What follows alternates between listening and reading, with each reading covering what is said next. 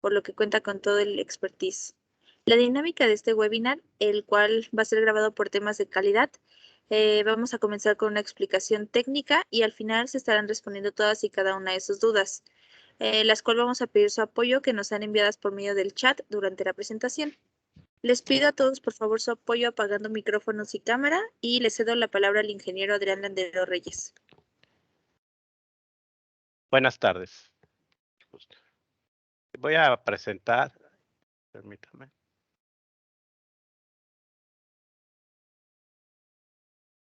Muy bien. Muy bien. Pues como mencionábamos, como nos presentó nuestra compañera, vamos a tratar hoy el tema de lo que son los sistemas alternativos para aguas pluviales. Nosotros sabemos que la lluvia es el origen del agua que consumimos todos, del agua potable que consumimos todos. Dentro del ciclo hidrológico, sabemos que cuando cae el agua, esa agua se utiliza pues para llenar lo que son las cuencas o los ríos subterráneos, los lagos y también pues al caer agua en el mar. Es un ciclo, como sabemos, en el que se va cambiando de estado el agua, pero siempre está dando vuelta. Conforme hemos ido creciendo como seres humanos, la cantidad de población se ha ido incrementando y obviamente que la mancha de urbanización ha ido creciendo. El pronóstico que se tiene en un futuro de crecimiento nos arroja que pudiéramos llegar a tener, o casi nos lo aseguran, que vamos a tener un problema de escasez de agua a futuro. Es la razón por la que actualmente las autoridades y nosotros mismos debemos estar preocupados por conservar, aprovechar, ¿sí? De lo que es el agua potable. Con respecto a las autoridades, actualmente su preocupación ya ha llegado al punto de generar algunas series de reglas y normas para el uso del agua potable. Y como sabemos, pues también para conservar o retener el agua de la lluvia. En los nuevos proyectos que se están generando de crecimiento en edificaciones, que es el tema que nosotros manejamos en DIPRO, es básicamente que ahora para poder construir una edificación de más de 120 metros cuadrados de superficie, pues se tiene que cumplir con ciertos reglamentos y normas que cada gobierno o de estado va obligándonos.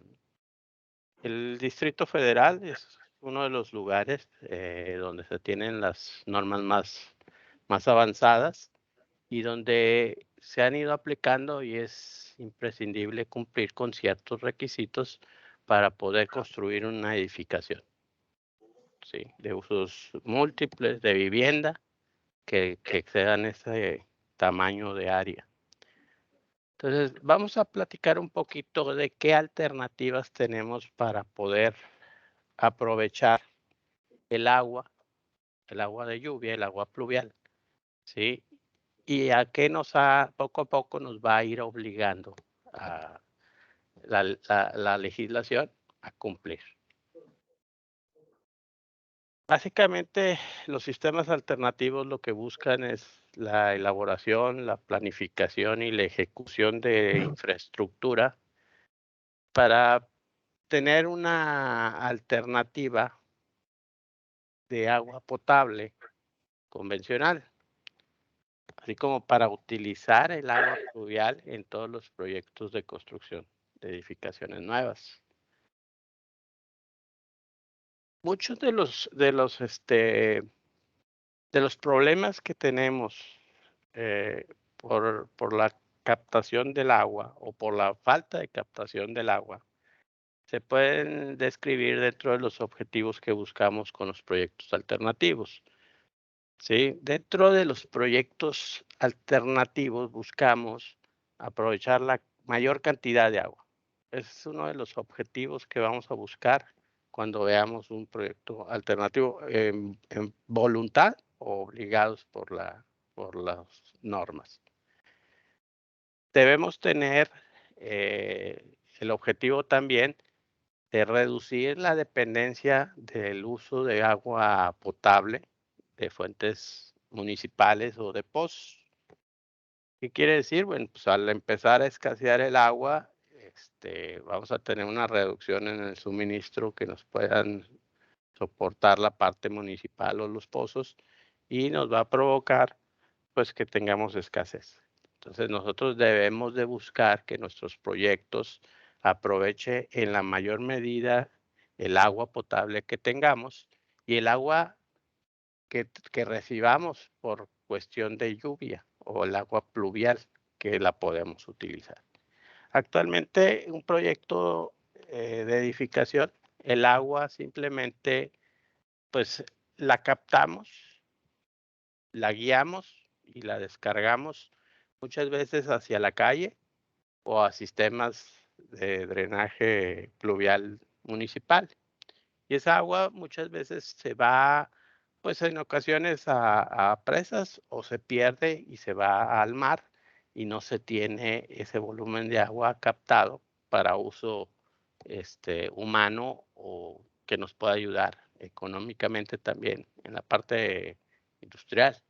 ¿Sí? Entonces, lo que se busca en estos proyectos es captar y retener el agua.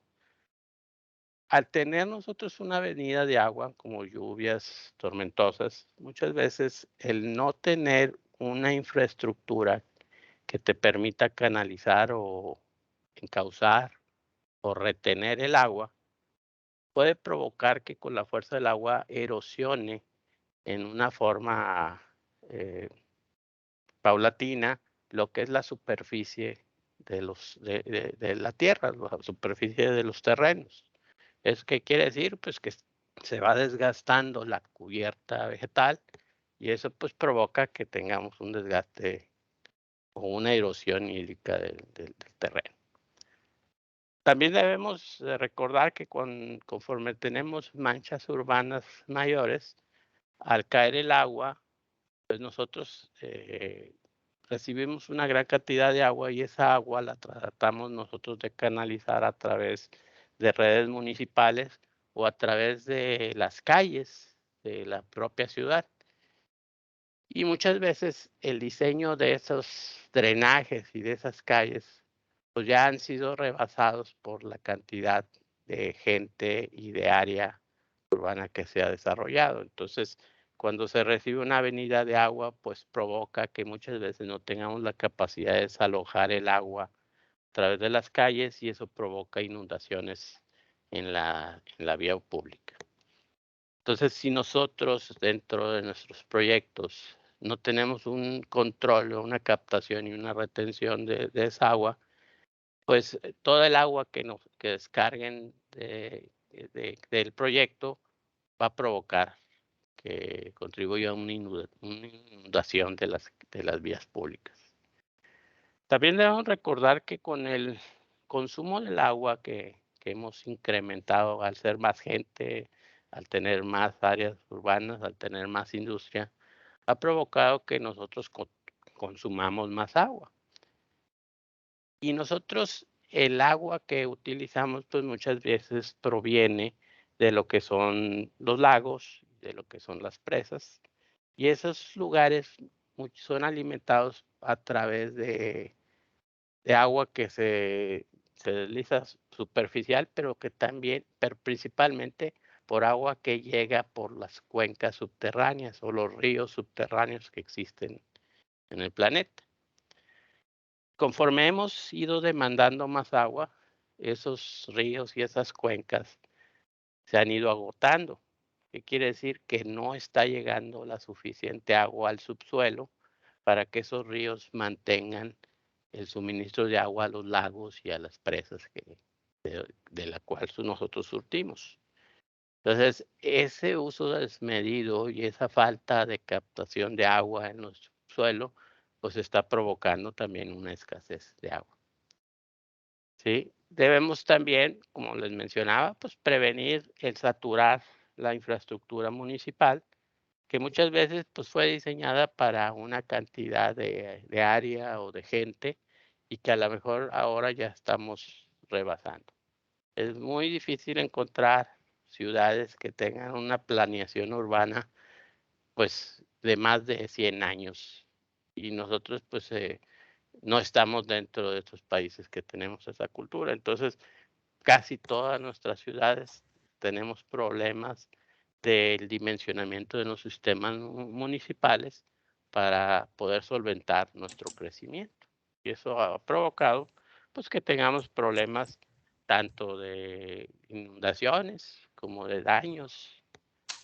Otro de los problemas que se me pasaba a mencionar es cuando nosotros tenemos una escasez de agua en lo que son los acuíferos o en las cuencas subterráneas, al perder nosotros ese volumen de agua, en algunos terrenos que son débiles, pueden provocar que tengamos hundimientos, ¿sí? Imagínense ustedes una caverna llena de agua, ¿sí? Y la parte de arriba nosotros tenemos pues un edificio o unas calles.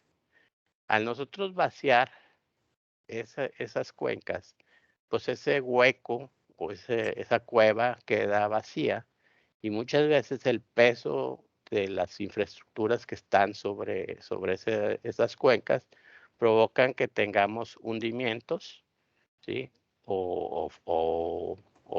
Ahora como es la novedad, hoyos, ¿no? Que de repente aparecen en la tierra, ¿no? Entonces, todos esos problemas son problemas que actualmente ya preocupan a nuestro gobierno y que nos deben de preocupar a todos nosotros y que poco a poco nos va a obligar a que nuestros proyectos de urbanización tengan que cuidar ese aspecto. Bien, y eso nos va a llevar a que no solamente tengamos que hacer un proyecto para canalizar el agua pluvial hacia la calle, como muchas veces lo hacíamos. Cuando hablamos del diseño de un edificio, pues hablamos de que tenemos que diseñar el drenaje pluvial del edificio y muchas veces en nuestra mente llega que pues el drenaje pluvial es poner unas coladeras en la azotea, canalizarlas a una tubería y tirarlas a la calle, ¿no? Para que con la gravedad y las pendientes que traen las calles, pues el agua se vaya, ¿sí? Y olvidándonos de todos estos problemas que les estoy mencionando y de los cuales, pues, tenemos una responsabilidad. Este es un ejemplo de lo que les mencionaba, son inundaciones. Esta es una información que nos dan de la Ciudad de México, que es una de las ciudades que tiene un problema grave de hundimiento, pues, por cuestión de la ubicación de la ciudad. Si recordarán, bueno, pues está sembrada sobre un lago, ¿sí? Y bajo la ciudad, pues existe una cuenca acuífera. Conforme se ha ido agotando esa cuenca o conforme se va usando el agua, pues ha provocado que baje su nivel, ¿sí? Y eso ha provocado que poco a poco la ciudad empieza a tener hundimientos en ciertas áreas. Son problemas graves y que no nada más son propios de la Ciudad de México. Existen muchos lugares en la república donde se tienen problemas de este tipo. No, México, por ser un país tan grande y por tener una diversidad de vegetación y de estratos territorial, pues tiene una gran diferencia entre los diferentes estados o ciudades que se tienen. En la Ciudad de México, pues el problema principal es pues que tiene una demanda grande de agua, que trae un problema de hundimiento que el diseño de su ciudad pues se quedó ya corta, excesivamente corta para su crecimiento. Existen otras ciudades, como por ejemplo el norte de la República, donde pues el agua no es tan abundante, existen periodos de sequía grandes, existe una escasez de agua en las presas y que provocan otro tipo de problemas que se tienen que analizar. Básicamente, cuando nosotros empecemos a revisar un proyecto de alternativo para el sistema pluvial, nosotros tenemos que evaluar la zona geográfica, porque todas las soluciones no hay una regla. Cada zona geográfica tiene una aplicación y actualmente también tiene unas normativas diferentes en cada zona. ¿Sí? O aplican ciertas reglas en ciertas zonas y en otras zonas no las aplican. Todavía no se uniformiza el criterio a nivel nacional, por lo cual se tiene que analizar el proyecto de la ubicación geográfica que se tiene. Para poder analizar un proyecto de un sistema alternativo de agua pluvial, tenemos 4 puntos que tenemos que ver, evaluar y proyectar para ver si es viable un proyecto en el desarrollo que estamos haciendo. Esos puntos son la captación, la retención, la infiltración y el reuso del agua. Esos puntos son puntos que nosotros tenemos que evaluar en los sistemas alternativos. Vamos a ver en una forma breve cada uno de estos puntos y qué implicaciones tiene en el diseño de un sistema alternativo. La función el objetivo que busco en esta plática, pues es primeramente despertar el conocimiento de que ya es obligatorio casi el tener que analizar en un proyecto de edificación qué voy a hacer con el agua pluvial. Y no nada más pensar en que el agua la voy a canalizar y a tirar a la calle. Ya existen reglas y que tenemos que desarrollarlas y que obviamente pues necesitas analizarlas para poder desarrollar proyectos. Muy bien. La captación tiene los siguientes puntos. Nosotros sabemos que el área por donde cae el agua pues son azoteas, banquetas, jardines, techumbres, losas, ¿sí? De diferentes tipos dependiendo del proyecto de edificación que tengamos. Actualmente se están tratando de hacer una clasificación de esas superficies para poder nosotros saber qué pasos dar en cada una de las clases de superficie que vamos a captar. La clasificación es la tabla que presento, que básicamente son 4. La clase 1, que es son las cubiertas, o sea, las azoteas de los edificios, naves, X.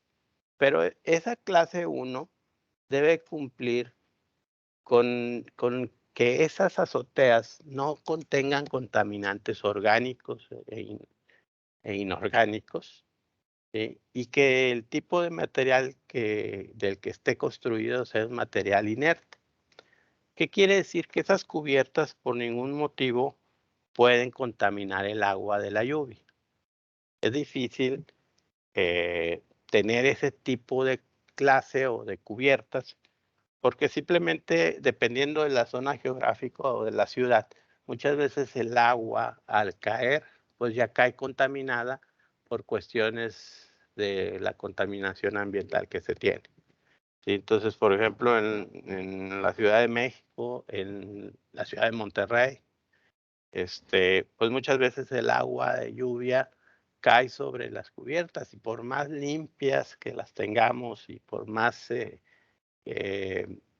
inorgánicas o orgánicas que tengamos en los materiales estén protegidas, pues muchas veces el agua ya cae con contaminación. Entonces no se puede cumplir con esa clase 1, pero sin embargo se tiene. Hay zonas donde sí se puede obtener y es parte de la clasificación. La otra es la clase 2, que también básicamente son las cubiertas, ¿sí? Y son las que reciben pues el agua, como mencionamos, con alguna contaminación ambiental o que por algún diseño propio del edificio pues pueda tener alguna contaminación de aceites, ¿no? ¿Sí? O lo que son las áreas jardinadas, puedes tener contaminación orgánica, ¿sí? Y pues el tipo de diseño que tengas, como puedes tener a lo mejor en esas losas, pues algunos maceteros con tierras y cosas de ese tipo. Entonces esa clase es la clase 2. La clase 3 se consideran como los pavimentos privados, que son básicamente pues el pavimento que tienes en el área de estacionamientos, en el área de palapas propias del proyecto. Y la clase 4 pues son los pavimentos públicos, que son básicamente las calles, las banquetas públicas y las calles públicas. Esa clasificación es la que nosotros damos actualmente para las superficies de captación. Esa clasificación nos va a servir, más adelante lo vamos a ver, en cómo vamos a manejar esa agua y qué tipo de tratamiento o uso le podemos dar a esa agua. Después de que tenemos el sistema de captación, tenemos que desarrollar un sistema de canalización y de distribución de agua pluvial. Sí, básicamente es, bueno, ya tengo mi azotea, necesito captar el agua que cae en esas azoteas o en esas áreas o en esas terrazas o en esos jardines, necesito captarla, juntarla y llevarla a un punto de contención.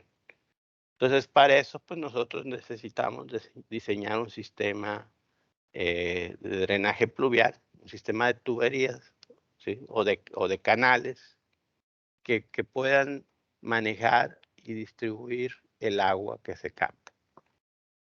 Básicamente aquí hablamos de diseñar pues la cantidad de coladeras, el tipo de coladeras que se va a tener, las cantidades de rejillas, el diámetro de la tubería que va a captar el agua. Y para lograr hacer este diseño de este sistema de canalización, pues existen una serie de normas y reglamentos que se deben de cumplir, que básicamente, y bueno, y de fórmulas mecánicas que hay que cumplir para poder calcular y dimensionar estos sistemas. Básicamente dentro de esto pues se interviene la cantidad de área de captación, ¿sí? Interviene también eh, el factor de permeabilidad del terreno, entra también la intensidad de las lluvias, que muchas veces para poder diseñar un sistema, pues nosotros decimos, bueno, ¿y cuánta agua va a caer? Porque pues, a veces existen lluvias pequeñas, lloviznas, lluvias torrenciales y eventos pues, fuera de lo normal. Entonces, para poder nosotros sacar esa intensidad de agua que va a caer o un promedio de esa intensidad de agua, si nosotros nos apoyamos en curvas que se han analizado a través de los años, donde cuantificamos la cantidad de agua que sucede en cada zona geográfica. Como les menciono, en México, eh, en ciertas zonas cae mucha agua y en otras cae muy poca agua. Entonces, el diseño de ese sistema de tubería, pues también varía dependiendo de la situación geográfica del proyecto. ¿Sí? Y bueno, también en el diseño del sistema de canalización, pues tenemos que seleccionar el tipo de materiales, ¿sí? Dependiendo del agua que vamos a captar. Si nosotros, por ejemplo, estamos captando el agua de una superficie clase 1, donde yo tengo el agua limpia, sin contaminantes, sin grasa, sin aceites, pues obviamente voy a buscar cuidar esa agua para no contaminarla. Entonces, mi sistema de tuberías, pues debe ser un sistema que no permita contaminar, pues orgánicamente o químicamente el agua. Entonces se busca, pues, sistemas de tuberías, pues de plástico, ¿verdad? Que son las que normalmente se usan. Muy bien. Una vez que ya tengo captada el área o la superficie, el agua de esa superficie, pues yo tengo que llevar esa agua a un punto de retención. Un proyecto normal es, sabes que tomo el agua y la canalizo hacia la calle y pues ahí a ver qué pasa con esa agua, ya quién sabe a dónde va a dar. Quién sabe si se aproveche o no se aproveche, pero ya terminé mi proyecto y hasta ahí. Actualmente no. Ahora en casi todas las ciudades se nos exige que tengamos un tanque de retención. ¿Sí? ¿Qué quiere decir? Son los famosos llamados tanques, tanques tormenta, ¿no? O cisternas pluviales. ¿Sí? Entonces, básicamente, con nuestras tuberías vamos a llevar o a canalizar esa agua a un tanque que va a recibir todo el agua de la lluvia. ¿Sí? Antes de entrar a los tanques o a las cisternas, nosotros estamos obligados a limpiar esa agua, porque muchas veces cuando llueve, pues arrastras hojas, arrastras papeles, arrastras basura dentro de esa agua. ¿Sí? Entonces lo mínimo que tenemos que hacer es filtrar esa agua para evitar que tengamos pues basura en nuestros tanques, sobre todo en sólidos muy grandes, ¿no? Como son hojas, como son basuras, botes, etcétera, ¿no? Entonces, tenemos que tener un sistema de prefiltrado antes de llegar nosotros a la cisterna. ¿Sí? Después de que tenemos nosotros nuestro sistema de filtrado, entonces vamos a almacenar el agua de la lluvia en lo que le llamamos nosotros cisternas de almacenamiento o tanques tormenta. ¿Qué diferencia hay entre uno y otro? Básicamente, la cisterna de almacenamiento pluvial es es un tanque que está fabricado a base de plásticos que no son tóxicos, ¿sí? Y que, a ver, creo que por ahí tenemos prendido un micrófono. Muy bien. Sí, básicamente la cisterna es un tanque que está con materiales no tóxicos, que son impermeables, que son herméticos, que evita que esa agua limpia que traemos se contamine. A estas cisternas de almacenamiento pluvial solamente le llega agua de superficies clase 1. ¿Sí? En caso de que no haya superficies clase 1, entonces los clase 2 y clase 3, ¿sí? Llegan a un tanque. A esos tanques se les llaman tanques tormentas. Y estos tanques, pues no son tan delicados como las cisternas de almacenamiento. Esos tanques muchas veces son tanques hechos de concreto y que obviamente pues están diseñados para contener el agua para pues una duración larga. Entonces traen algunos elementos como impermeabilización interior, ¿sí? Los tanques también pueden ser metálicos, también pueden ser de plástico. Existe una variedad en los tanques tormenta, pero para esos tanques solamente es para contener el agua de las superficies clase 2 y 3. La clase 4, como hablamos de áreas públicas, pues es muy difícil que nosotros confinemos el agua pública a nuestro proyecto. ¿Por qué? Porque yo no voy a almacenar el agua que va por la calle que está enfrente de mi proyecto. O sea, esas no las dejamos que sigan su curso por la calle, ¿verdad? Entonces, nuestros tanques tormentas van a ser para obtener el clase 2 o 3. Cuando nosotros tenemos diferentes tipos de clases, vamos a suponer que el proyecto presenta una cubierta de clase 1 y una cubierta de clase 2 y 3. El proyecto alternativo nos lleva a que tengamos que diseñar un sistema de distribución o de captación para clase 1 y otro para clase 2 y 3. ¿Qué quiere decir? Que voy a necesitar tener una tubería que me va a dirigir esa agua limpia de clase 1 a una cisterna de almacenamiento. Y las cubiertas de clase 2 y 3, voy a tener un sistema de tuberías diseñado para llevar esta agua a los tanques tormenta. Los tanques tormenta también pueden recibir agua de las cisternas de almacenamiento, ¿sí? Siempre y cuando la cisterna de almacenamiento se vea rebasada en su capacidad de almacenamiento. ¿Qué quiere decir? Que si llueve mucho y ese tanque se me satura, su rebosadero de ese tanque lo puedo dirigir a nuestro tanque tormenta, ¿sí? Para que no se pierda esa agua.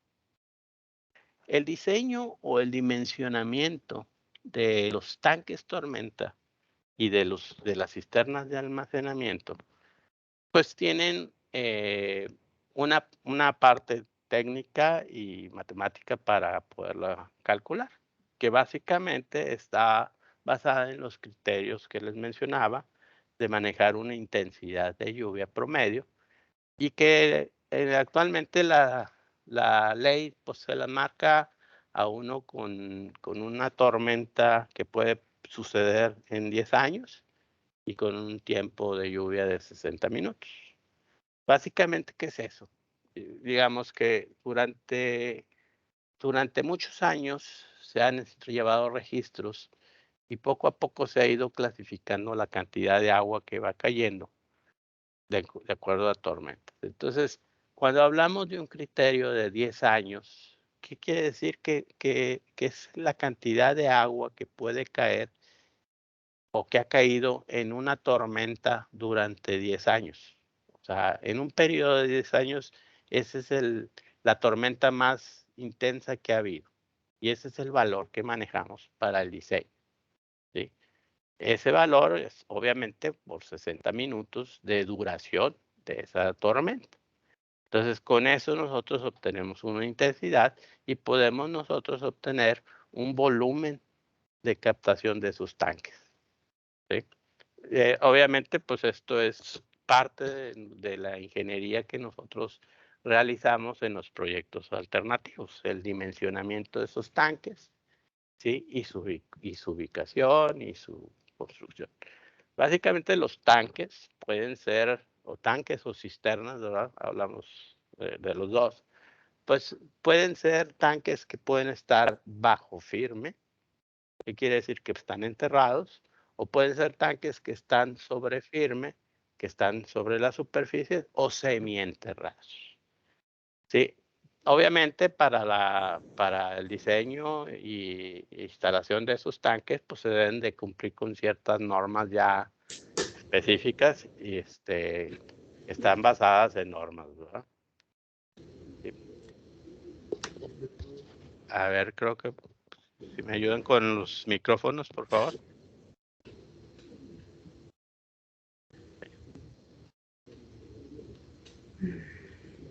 Muy bien, para las cisternas, pues se pueden construir físicamente, como les decíamos, los tanques tormentas muchas veces son tanques construidos de concreto, vaciados en sitio, ¿sí?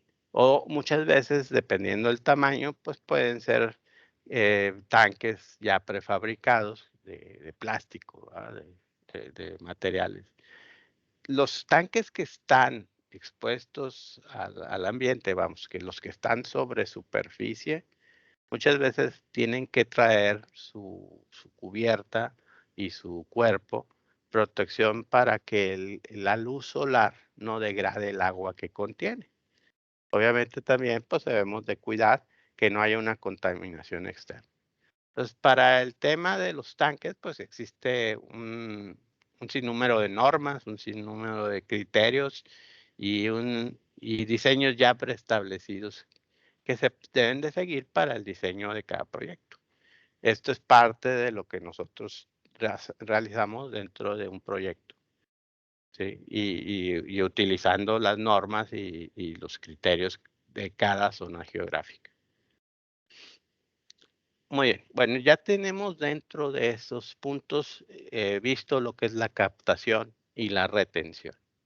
Ahora vamos a ver lo que es la infiltración del agua al subsuelo.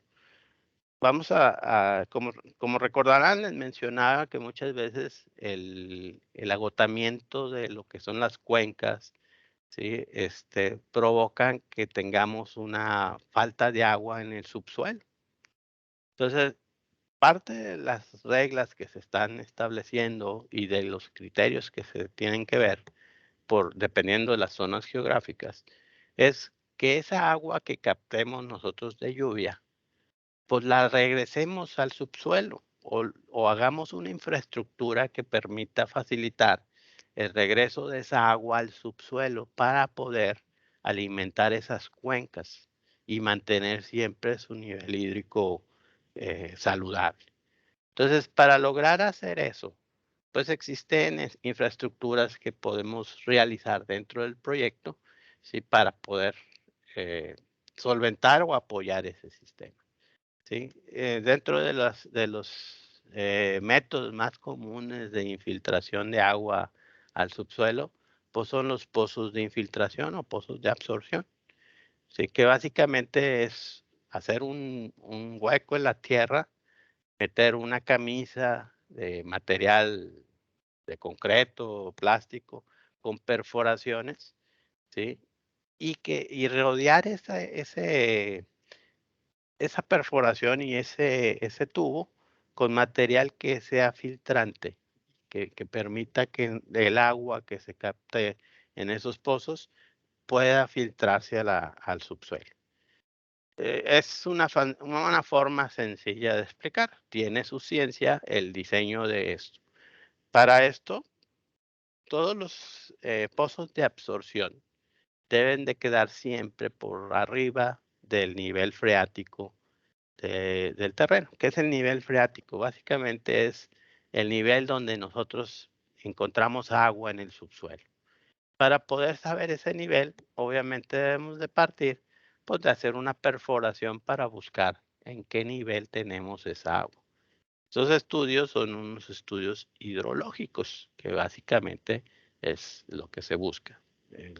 Consiste en hacer una perforación con un taladro, ir perforando a ciertas profundidades, ir viendo el tipo de material o estrato que tiene en el subsuelo y llegar a un punto en donde a lo mejor detectemos una cuenca o un río subterráneo y a eso y detectemos un nivel de agua. A eso se le llama nivel freático, que básicamente pues es por donde pasa el agua que va en el subsuelo.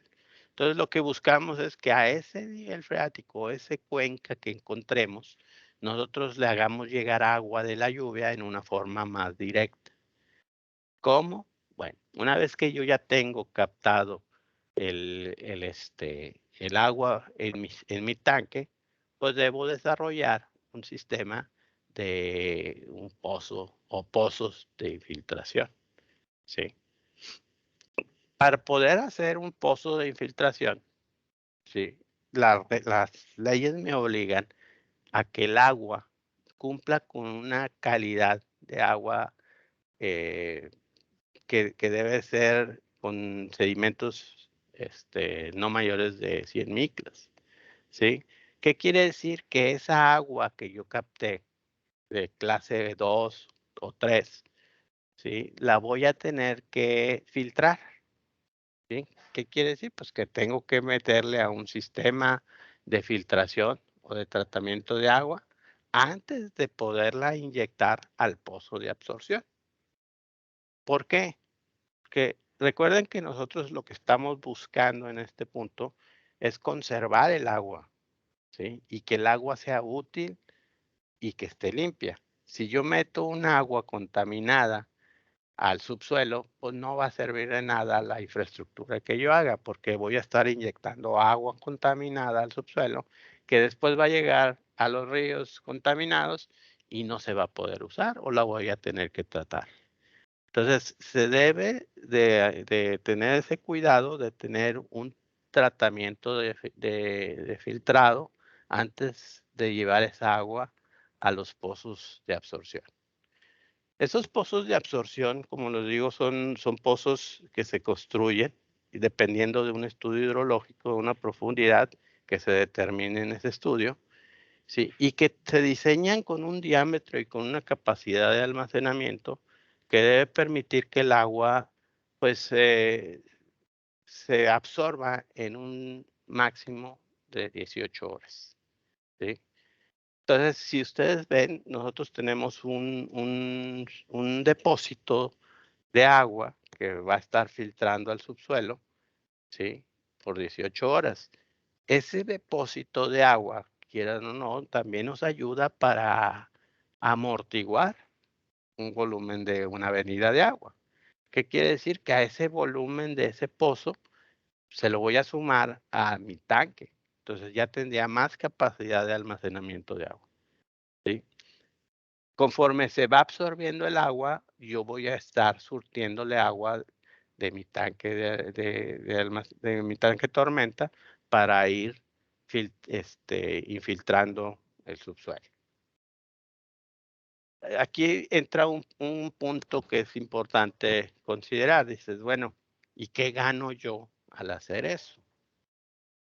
O sea, si lo vemos en la parte económica del proyecto, pues esa inversión que tendría que hacer ahí, pues no me da un beneficio económico al proyecto. Al contrario, me provoca una serie de gastos y de inversiones, pues que no me gustarían hacer porque me va a sacar de balance este proyecto. Sin embargo, debemos de tener la conciencia, ¿sí? De que, pues de que ya actualmente estamos obligados a hacerlo. Una por conciencia moral y pues poco a poco va a ser por obligación legal.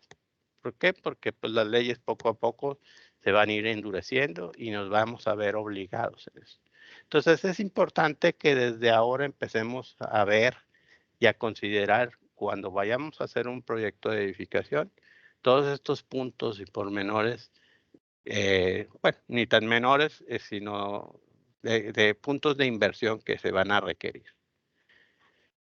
El requerimiento para infiltración es un punto que es muy válido en ciertas zonas. El caso de la Ciudad de México es prácticamente obligado el tener un análisis de esa etapa de evaluación.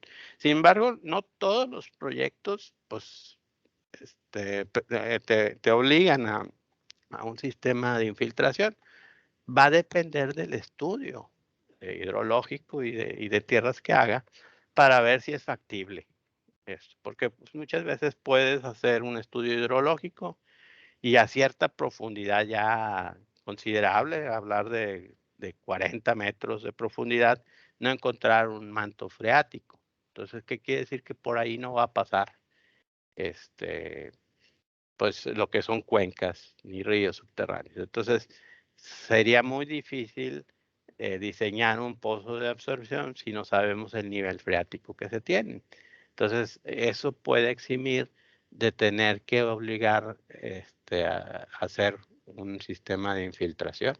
O simplemente decirte, oye, sabes que pues no costea hacer una inversión para esto, porque no vas a obtener, a lo mejor vas a saturar el terreno, pero pues no existe una cuenca cerca donde a lo mejor esa agua alcance a llegar a esa cuenca. Entonces, no hay una validez, digamos, en ese punto. Entonces, te puede eximir de esa parte o esa etapa de inversión. Sin embargo, estás obligado a hacer esa evaluación, ¿sí? Es parte de las etapas que tienes que evaluar, ¿sí? Ahora, este es, por ejemplo, un diagrama de un ejemplo de proyectos donde vienen sistemas de infiltración en un edificio. Aquí se puede ver, tienes lo que son las bajadas pluviales del edificio hasta el sótano inferior o hasta abajo del sótano. Recibes esa agua, la pasas por un sistema de filtración o un separador hidrónico, donde quitas todo lo que son la contaminación de sólidos, y esa agua la almacenas en un tanque tormenta. Aquí estamos suponiendo que vienes de una cubierta de clase 2 o 3. La almacenas en un tanque tormenta, ¿sí? Y después de ese tanque tormenta, pues lo pasas por un sistema de filtrado. En este caso, pues ellos proponen un sistema de filtrado UP Flow, ¿sí? Y se pasa a lo que son los pozos de absorción. Y ahí se contiene.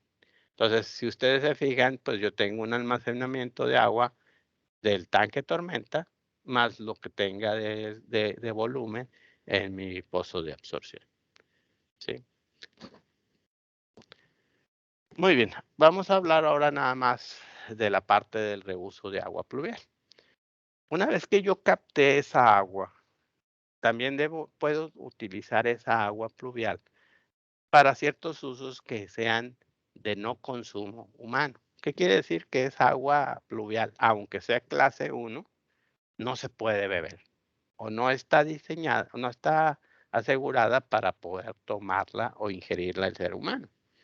Sin embargo, si tú tienes agua de clase 1, un tanque de clase 1, pues el hacer un proyecto para tratar esa agua y potabilizarla puede ser mucho más económico que si partieras de un clase 2.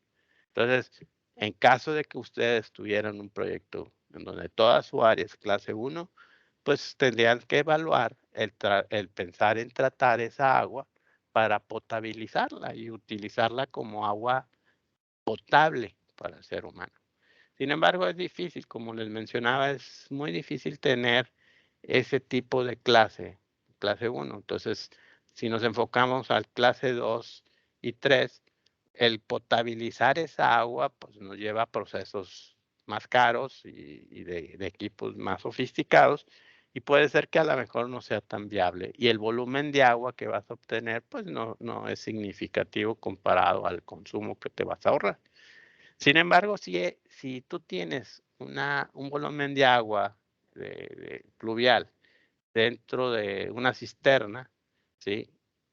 Pues y tú tienes la facilidad de, de tener agua tratada, agua residual tratada, que básicamente es otro tipo de proyectos. El agua residual tratada básicamente viene de las aguas grises o aguas negras, ¿sí? De los proyectos o de la zona donde pasa por una planta de tratamiento, y esa planta de tratamiento quita toda la carga orgánica, desinfecta el agua y genera una calidad de agua que puede ser de uso potable, pero no de consumo humano.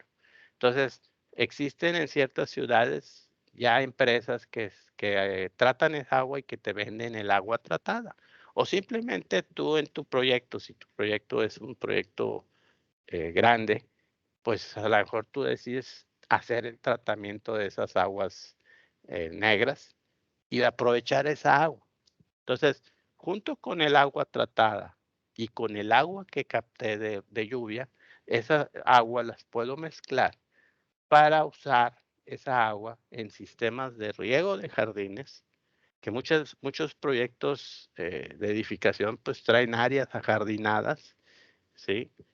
Donde tienes que regar esos jardines para mantenerlos estéticamente sanos, ¿sí? Y que te obligan pues a usar agua, y sería un consumo, un desperdicio grande y un costo alto si tú riegas esos jardines con agua potable. También puedes usar esa agua, tanto el agua residual como el agua pluvial recuperada, ¿sí? La puedes usar para meter esa agua a la parte de sanitarios y mijitorios, ¿sí? Básicamente, no lavabos, ¿sí? Y nada que tenga contacto o que pueda beber un ser humano. En el caso de sanitarios y mijitorios es válido usar esa agua, ¿sí? Y existen reglas y existen normas de la calidad de agua que debe de tener para poderse usar en eso. También hay áreas donde, por ejemplo, edificios altos o grandes, donde los inquilinos tienen, pues, estacionamientos de sus departamentos y que, pues, obviamente ellos viven ahí, pues, ellos tienen que lavar sus carros también. Entonces, se permite que a la mejor laves tu automóvil en el estacionamiento, pero para eso, pues, vas a usar un agua que no sea potable para no desperdiciar. Entonces, también se puede usar esa agua para el lavado de automóviles o simplemente para las limpiezas de las áreas, que básicamente es, por ejemplo, vamos a lavar el estacionamiento, pues necesito meterle agua a presión con una Karcher y lavar el estacionamiento con cepillos y agua. Entonces voy a usar un agua, pues que la voy a aprovechar de la lluvia. Al hacer eso, ¿qué quiere decir? Que todo el consumo que yo tenga en esas actividades, pues no lo voy a hacer con agua potable, lo voy a hacer con agua que recuperé o que contuve del agua de lluvia. Entonces, es un proyecto que también se debe de evaluar. Muchas veces, dependiendo del tipo de proyectos, pueden llegar a ser hasta rentables esos proyectos. Muchas veces dices: "Oye, el nivel de captación de agua, más consumir a la mejor agua residual tratada que me vende un tercero o que yo la trato, y me da un valor de agua, un costo de agua que es mucho más grande que la del agua potable que me venden". Y a lo mejor ya cuando le echamos números y cuentas, pesos y centavos, nos damos cuenta que a lo mejor hasta tenemos un ahorro en nuestra operación. Todo eso es parte de la evaluación que se debe tener en un proyecto de sistema alternativo de agua pluvial. Como les mencioné, para usar ese tipo de agua, pues se deben de cumplir con ciertas normas que ya están especificadas, ¿sí? Y se debe tener procesos como son sistemas de filtración de filtros de leche profundo, de filtros de carbón, y también se debe tener sistemas de desinfección, como son básicamente los sistemas de ultravioleta. Todo ese tipo de sistemas y equipos es parte de la evaluación del proyecto que nosotros normalmente realizamos cuando ejecutamos proyectos de este tipo. Nosotros seleccionamos los equipos, dimensionamos los equipos, siempre buscando cumplir con las normas que apliquen en cada zona geográfica donde estemos trabajando o cumplir con la norma mexicana, ¿verdad? Es ejemplo de algunos equipos, ¿no? Que se utilizan para el tratamiento del agua antes de usarse para uso potable no consumible, ¿verdad? Aquí les presento algunos ejemplos de sistemas alternativos que se pueden manejar. Básicamente, pues son sistemas de infiltración al subsuelo, ¿sí? Donde se tiene un tanque por debajo de un área verde, ¿sí? Muchas veces dices, es que mi proyecto tiene muy poco espacio, pero tiene un área de jardín. Bueno, abajo del área de jardín, tú puedes implementar un sistema de filtración, ¿sí? Al subsuelo de este tipo,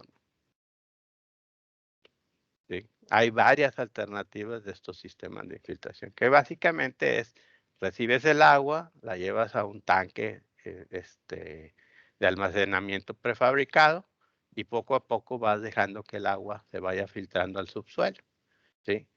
Alguna agua excedente se pasa por la parte de los jardines, se utiliza para riego, se absorbe por el área verde y vuelve a caer al tanque y sigue su paso a la infiltración. Cada proyecto tiene su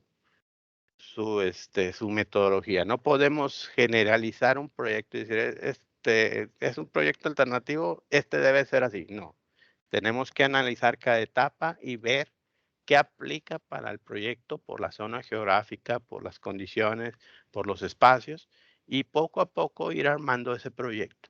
Actualmente ya que tienes tú eh, conceptualizado tu proyecto, pues necesitas obviamente acudir con las autoridades y solicitar la autorización de ese proyecto. Muchas veces las autoridades te pueden decir, ¿sabes qué? Está muy bien. Y muchas veces también existen incentivos para el constructor o para el inversionista que dice, oye, pues por estar preocupado por esto, pues te voy a dar estas facilidades o no sé. Cada zona es diferente. Este es, por ejemplo, un sistema muy parecido al que les expliqué, que es básicamente con pozos de absorción, ¿sí? Y que parte la mandas a absorción y la otra parte la puedes utilizar para lo que es pues lo que es el uso de riego, o de jardines o de lavado de áreas, ¿no? Otro ejemplo de los equipos o proyectos que se pueden aplicar, que básicamente es captar el agua, pues separar los sólidos, almacenarla o contenerla, filtrarla y limpiarla y tener un agua ya disponible para su reuso. Más ejemplos de este tipo, básicamente aquí lo que podemos ver es que tenemos el tanque y de ese tanque nosotros podemos alimentar, pues muchas veces equipos de HVAC, algunos baños, migitorios y sanitarios, o podemos usar esa agua para el sistema de riego, ¿no?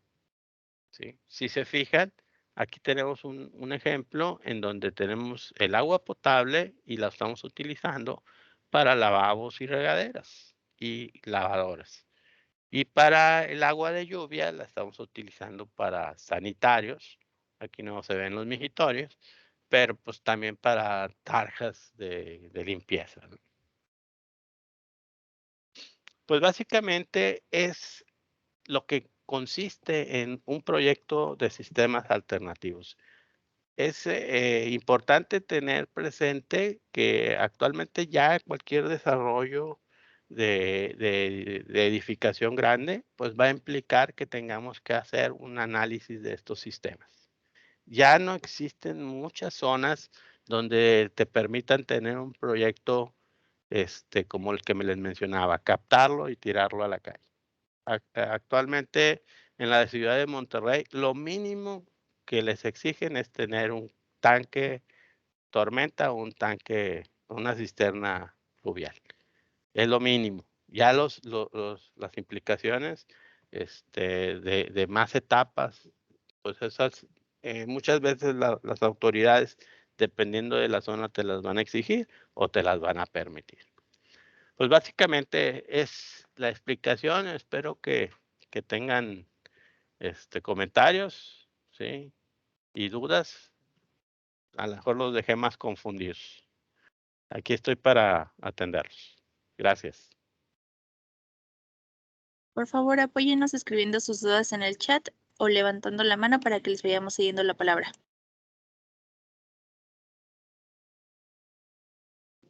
Ok, tenemos ya una pregunta en el chat.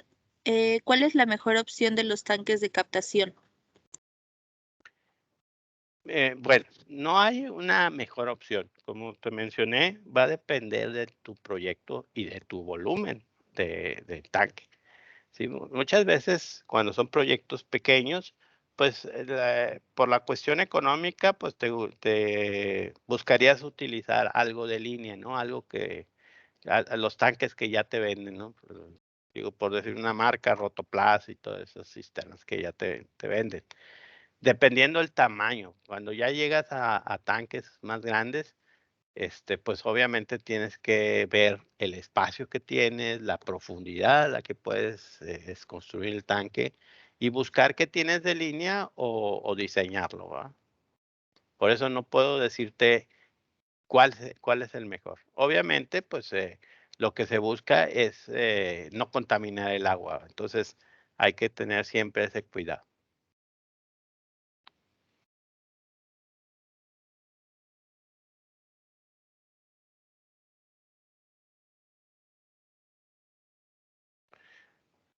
Por aquí veo otra pregunta, dice, ¿qué tanto incrementa el costo del proyecto? Eh, Les comento, depende de hasta dónde vas a llegar con tu proyecto y hasta dónde lo requiera tu proyecto. Como te digo, hablar, por ejemplo, de la Ciudad de México, donde ya te obligan a tener que evaluar todas las etapas del proyecto, incluyendo la infiltración del agua, el reuso, y creo que ya ahora en la Ciudad de México te obligan a que tengas que usar agua tratada, o sea, ya sea que la trates tú o la compres a un tercero o al municipio. Como recordarán que les dije que el agua tratada pues viene del tratamiento de las aguas negras.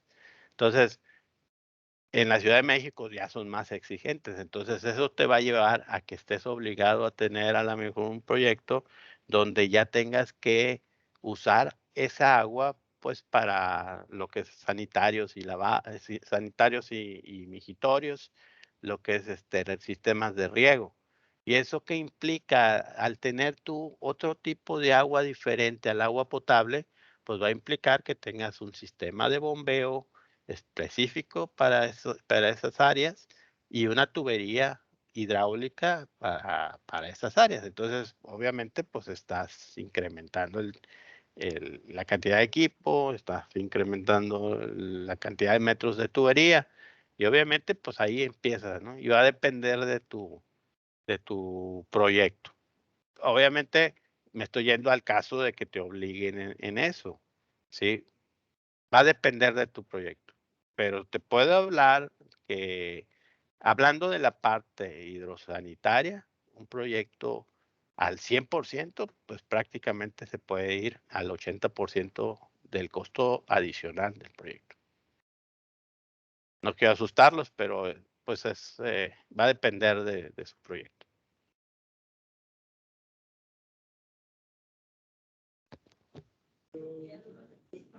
Gracias. ¿Alguna otra duda o algún comentario?